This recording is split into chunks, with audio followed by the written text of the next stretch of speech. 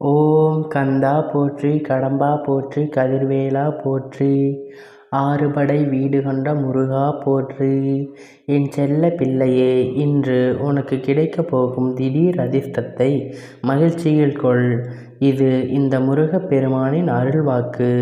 வாழ்க்கை என்பது நெடுந்தூர பயணம். அந்த பயணத்தில் சில இடங்களில் வலி மிகுந்ததாகத்தான் இருக்கும்.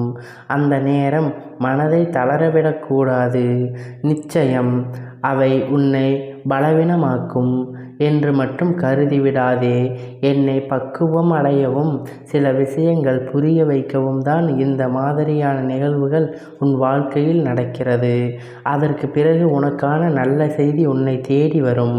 உன்னையும் உன் குடும்பத்தாரையும் இந்த முருகப் பெருமான் பாதுகாத்துத்தான் வருகிறேன்.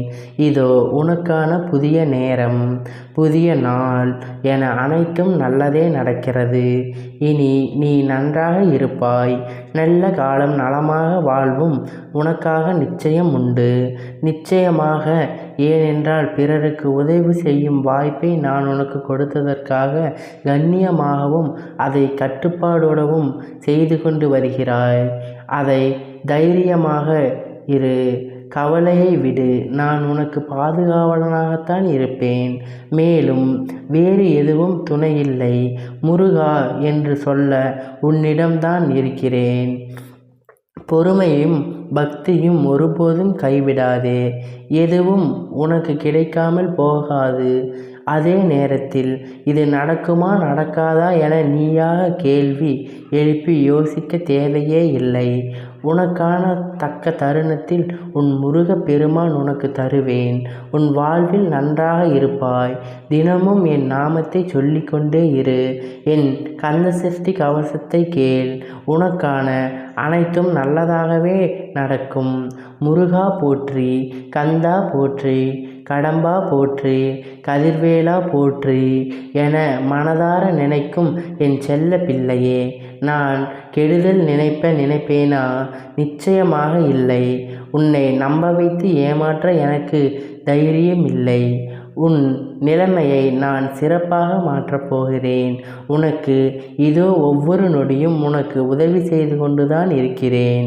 அதை நீ மனதார உணர்ந்து கொண்டுதான் இருப்பாய். ஆனால் நீ ஒவ்வொரு துன்பம் வரும்பொழுதும், ஒவ்வொரு கஷ்டமான நிலை வரும்பொழுதும் அதிலிருந்து நீ உடனே வெளியே வந்து விடுவாய்.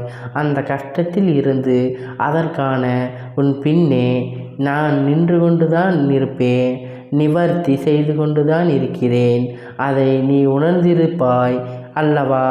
இது நீ வேறொருவர் மூலமாக அந்த பிரச்சனையை நிவர்த்தி செய்வதற்காகத்தான் உதவி செய்து கொண்டிருப்பேன். அந்த உதவி செய்வதை மறந்து விடாதே. எத்தனை துன்பங்கள் வந்தாலும் அதை தைரியமாக கடந்து செல். அதிசயம் வந்து கொண்டிருக்கிறது என்று என்னை நம்பு. மகிழ்ச்சியுடன் நீ உன் வாழ்க்கையை நான் அனுபவிக்கப் போகிறாய் என நீ மகிழ்ச்சியாக இரு. என்றும் நம் பந்தம் தொடரும். மனதில் பாரத்தோடு இருக்காதே. அதை இறக்கி என் பாதத்தில் வைத்துவிடு. உன் அன்பு ஆழத்தை, உன் விசுவாசத்தையும் இந்த முருகப்பெருமான் நன்கு அறிவேன். நிச்சயம் அனைத்தும் மதிப்பு கொண்டு எப்பொழுதும் உன்னுடைய மனது அளவிற்கு நீ மகிழ்ச்சியாக இரு.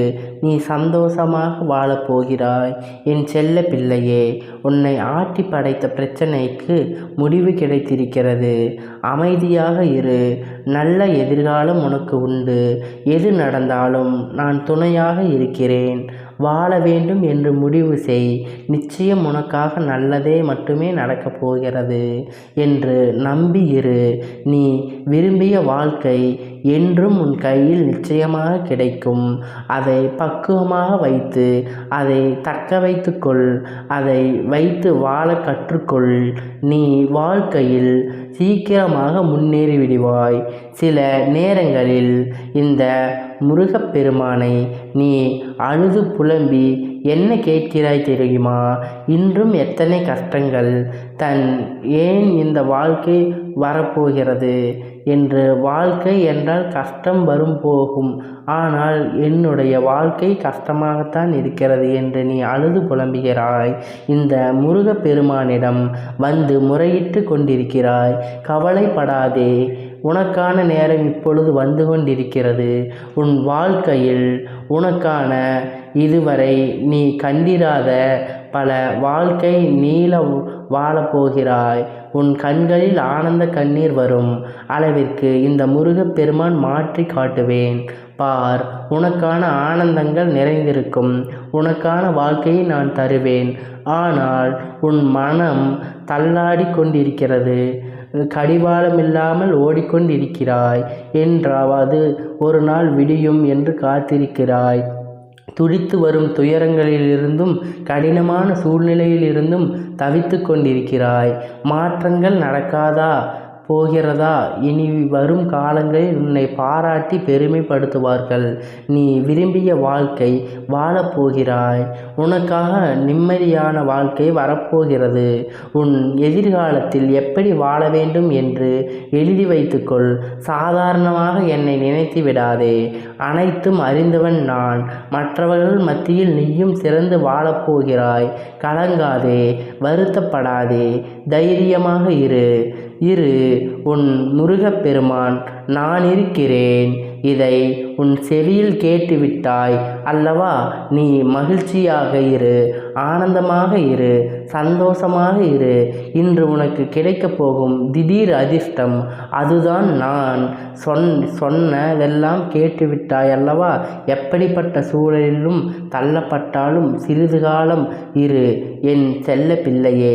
நீ பக்குவமான வாழ்க்கைக்கு வந்துவிட்டாய்.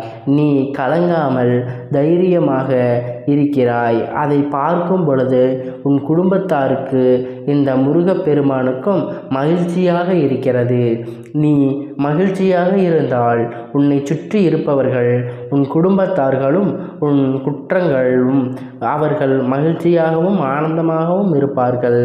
நீ உடைந்து போய்விட்டால் குடும்பம் சிதைந்துவிடும்.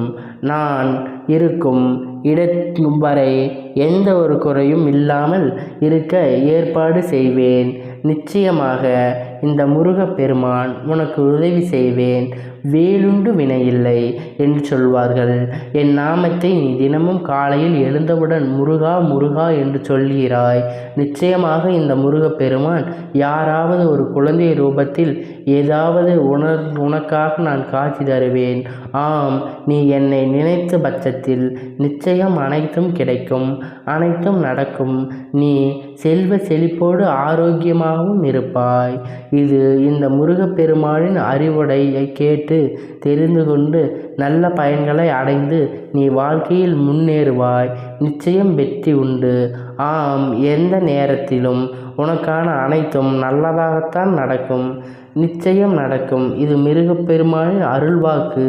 ஓம் சரவணபவா, ஓம் சரவணபவா, ஓம் சரவணபவா, ஓம் சரவணபவா, ஓம் சரவணபவா.